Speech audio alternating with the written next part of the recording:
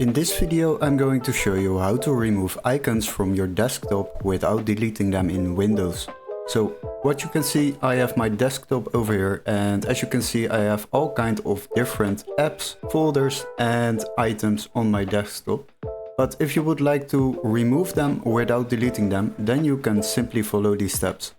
Before we continue, I would like to ask you to subscribe to the channel and like the video. Once you have done that, you can simply go to a blank space on your desktop and right click on your mouse. After that you will find different options, and then we will navigate to View.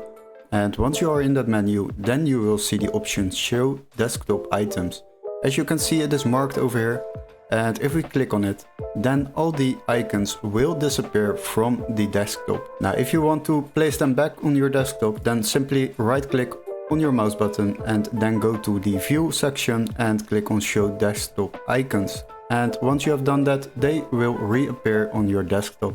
Hopefully this video was helpful. Don't forget to like and subscribe, and we would love to see you in our next tutorial.